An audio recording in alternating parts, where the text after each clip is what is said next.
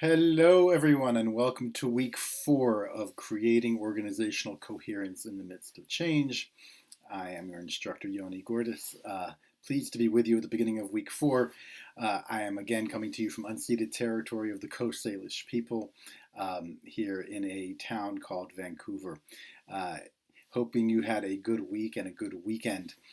Here it's been dramatic weather, winds, one might say, of biblical proportions, which really made for a tumultuous night. And today, even more biblical perhaps, was a full rainbow on the east side of our house. And, it's always a great organizational message for those of us from the Jewish faith. There's a blessing we say every time we see a rainbow, which thanks God for basically remembering the covenant and being faithful to his word. So the idea being that the covenant being the core of the relationship and everything else is really interpretation of how we roll it out. So a reminder and change. Remember what's really motivating you and what's core to why you do this work. So a few quick words on week 3, the week that you just completed. A lot of work here for the course. Overall, really, really great work. You guys are doing a lot and moving forward and really grasping the concepts. I know that is a tricky juggle in your day-to-day work or your travels, etc. So thank you for keeping it up. I know a lot of you are making an extra effort. You're really getting the flow of understanding your stakeholders and how you want to move them and how you use that to increase buy-in, and that there are things you can do with them that will increase more buy-in and get them having authorship and therefore moving change forward. Ultimately addressing the need that you've defined at the beginning of the process. You're really getting that. At times in the past week, some of you struggled to keep your eye on the ball when selecting a modality. So when asked to say, what will this modality do for you? Your answer would be, well, it will lead to the greater change that I'm striving to create. Now, that is true. It will contribute. I want to encourage you more and more to notice what a specific modality will do for you as part of that change. Where will it move people? Who will it move in what way? The more you can zero in, zoom in this case.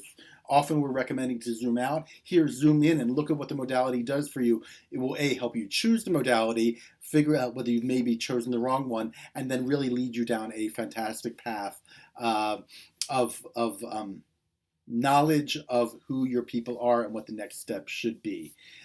There are many, many of these stages, modality upon modality upon modality, in most change processes that we have worked with. It can be meetings one-on-one. It can be followed by group conversations. It can be done by exercises, retreats. Forgive me, still in the midst of winter cold season. You'll notice as we are halfway through the course that we're touching upon directly and indirectly several of the mindsets that we have described in this course from the beginning before you started working with me.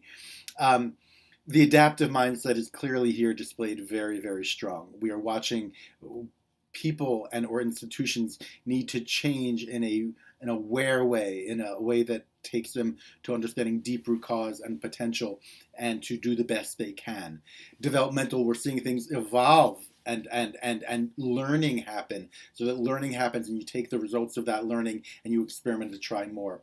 Collaborative, there are numerous stakeholders that are part of each one of these endeavors. None of these change processes is happening alone. Equity, we see that at times you're having to realize that there are voices in the mix that you have not brought in before that you need to begin to notice, that is part of the world in which you live, that you need to notice others who might not have been part of the ownership or holding stake in the room like they have before. Maybe it's time to include them now. Whole system, no one piece works independently. Everything affects something else. And the more you're able to zoom out and see those pieces, the wiser and more effective of a change leader you'll become. And finally, catalytic. There's a little bit of real change on the personal and organizational and relational levels here. And change can be dramatic and really shift worldview. And as a faith-based institution, maybe that is actually a good thing for you to be involved in. So this week 4, we are diving into organizational culture. Organizational culture is something that once you've gone through this week, you will probably not be able to stop seeing it wherever you go. One of the famous lines often attributed to Peter Drucker, a business theoretician and consultant, though apparently it might not have been his, is that culture, organizational culture, eats organizational strategy for breakfast. Culture eats strategy for breakfast, meaning that regardless of how good and smart of a plan you have, if you are not paying heed to and developing and nurturing your organizational culture and working with it and strengthening it, then regardless of how good your plan is, you have a small likelihood of succeeding without addressing culture. So address culture over and over and over. It's happening everywhere. So what do we mean when we say culture? We're talking about culture includes, as you'll see in the documents you'll be reading, many elements of how we go about our day-to-day business, what are the values that inform why we do what we do, and how we relate to people, how we relate internally to people, externally, how do we make decisions. There are many, many elements that go into it, but it is the world in which we are immersed, not the plan that we are embarking on, which is strategy, but how we go about business, how are we recognized from the outside and in, what is important to us, and how do we model and demonstrate what's important to us in our actions, or where are we failing to do so.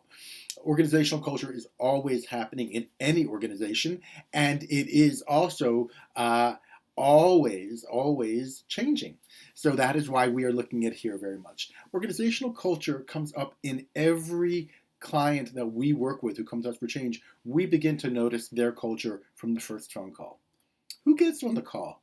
Who speaks first? Who speaks second? Who gives high-level intelligent framing? Who deals with operational and administrative stuff? What happens in terms of gender? What happens in terms of rank?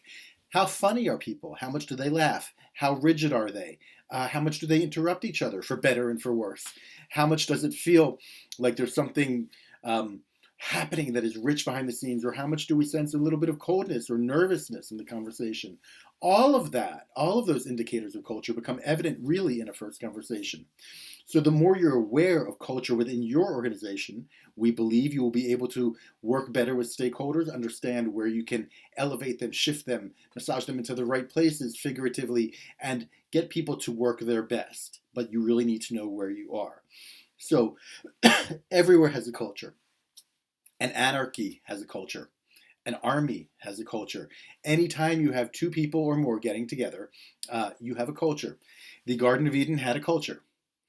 It was a culture that worked for a while and then underwent some dramatic change, which led to an entire relocation of the organization, and a different culture had to be developed. All of these things, it's happening everywhere. How do things work? I'm quite aware that though I know it very little, the Salvation Army itself has a culture. Some elements of it in the change that you want to do, you want to keep and preserve because it's been good for you and it reflects core values and it works for you. And other things you're going to want to change, either because they don't work for you or they don't reflect values anymore. It could be a variety of reasons. Some things will need to change just in order for you to get to where you want to go as an organization and as a community and as a core. Once you throw God in the mix as a faith-based organization, it really gets complex. With the divine or faith as part of your organizational culture, you know that there is a player on the stage, hard to quantify, hard to speak for literally, but a presence that affects how people feel. A number of you brought this up in your essays last week, saying that addressing that element can actually move the change forward in ways that you might not get to address otherwise. So the challenge that you are trying to do, what you're trying to do in this entire process, is define a need, something that needs to change in the world in which you're working. Once you do that, you solve the where you're going to go to. What do you want to try to achieve? You figure out who are the people, where do they fit into the mix, how are you going to get them there, using what modality and activity, and in what culture are they swimming? How will this modality work in the culture that they are in? There will be intentional culture that you've made decisions about and act upon. You want to say, I want to manifest our values both internally in how we deal with people within our work office and how we deal with people external and our neighbors. That's intentional. There's unintentional culture. There are a million things that you are doing every day, day in and day out, which you have either inherited. They are deep habits. Much of what we do is habits. And these might be habits you want to keep or habits you don't want to keep. And so those are all parts of culture. The question is, which parts do you need to move? Which parts need to change? And which parts will help make the change that you want to see more possible if you address it with respect and work with it. Remember, the component parts of culture are ultimately the people, going back to your stakeholders. Once you're aware of culture, as I said earlier, it will become hard to ignore. You will be paying attention to organizational culture around the dinner table, at the supermarket, in church, in your office, wherever it might be. And hopefully you won't get too annoying as you address people and bring it up more and more. But it is really a wonderfully delightful place to swim and to do the work of craft.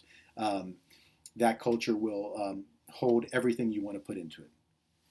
So this week you will be doing a lot of reading and less assignments themselves to fill out. I'm sure you'll appreciate that break, but we will be hearing from each other in discussion boards, and I think it's just one assignment. A request from you administratively, when you are saving a file that is going to be transferred to me, please put your name in the title of the file. A few of you are doing that, most of you are not, so I'm getting lots of files with the same title, Management 013 assignment 7. So it would be great if you could have your name in the title. Be in touch with any questions. Enjoy the week of culture. It is really fun and really rich, and I'm sure you will enjoy experimenting at home and seeing what you have found with it. I look forward to being in touch over the course of the week. Thank you, and have a good week. Bye-bye.